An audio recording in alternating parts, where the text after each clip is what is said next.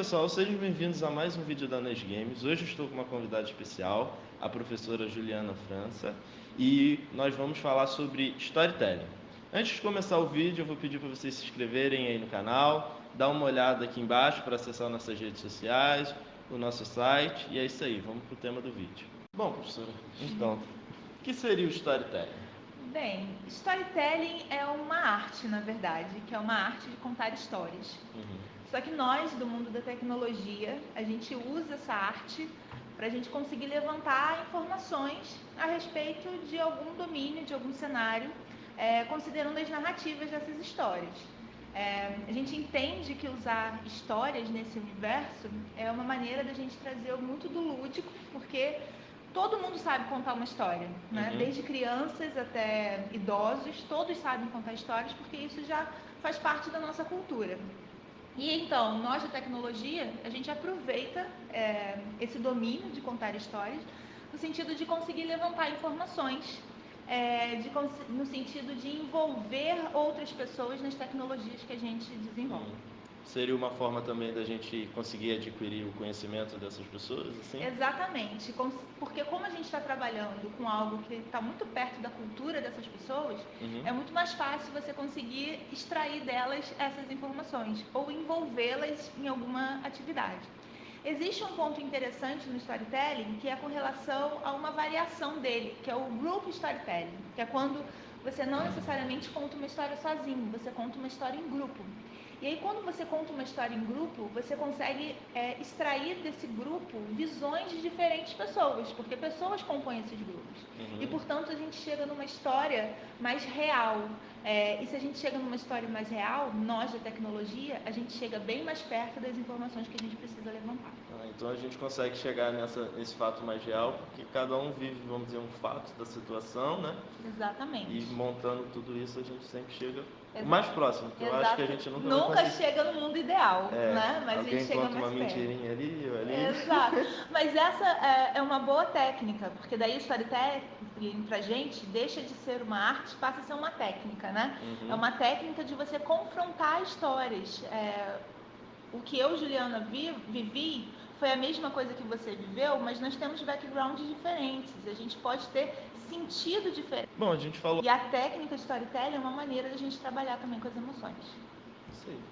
Agora sobre o que é o storytelling, e eu queria saber então qual a importância dele. Acho que a gente já comentou um pouco, mas é legal deixar frisado.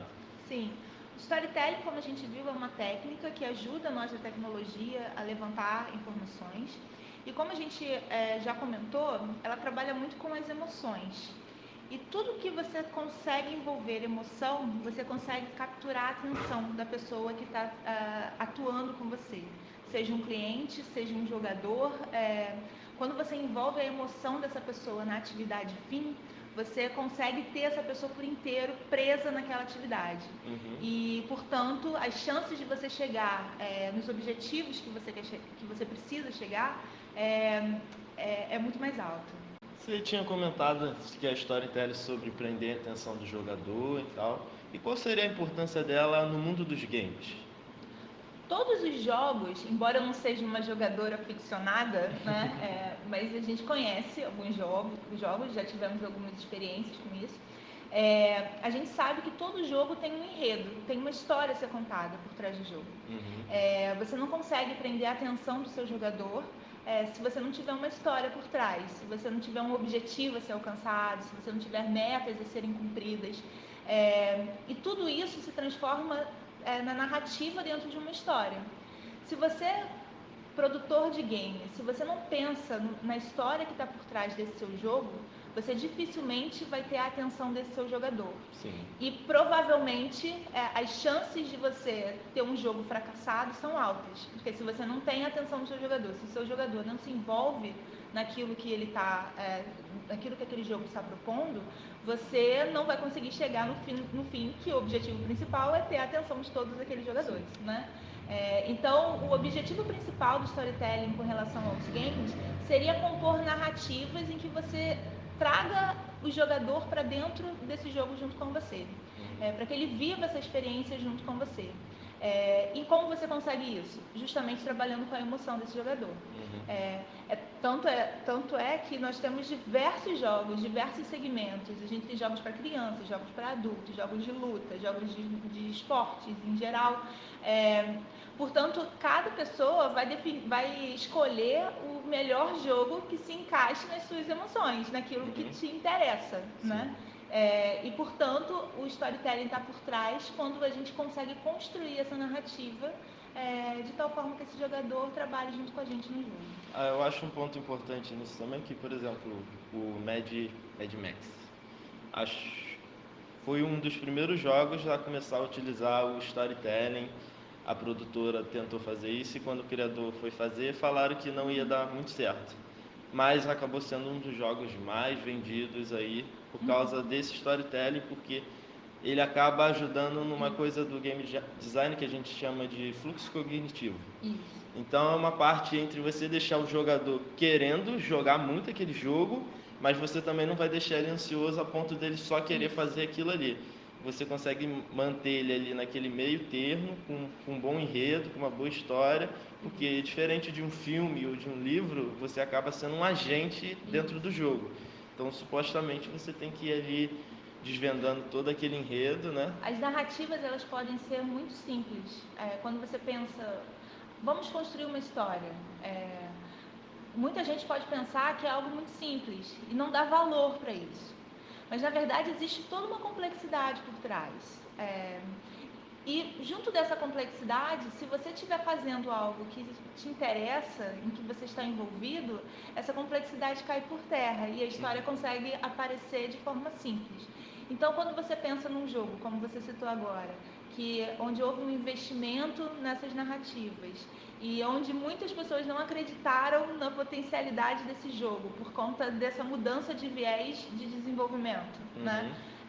A gente vê que a narrativa veio com força, né? E o objetivo dela foi alcançado, que foi justamente prender a atenção desses jogadores, fazendo com que eles quisessem cada vez mais jogar esse jogo. Sim. Tanto que agora muitos jogos já utilizam o storytelling.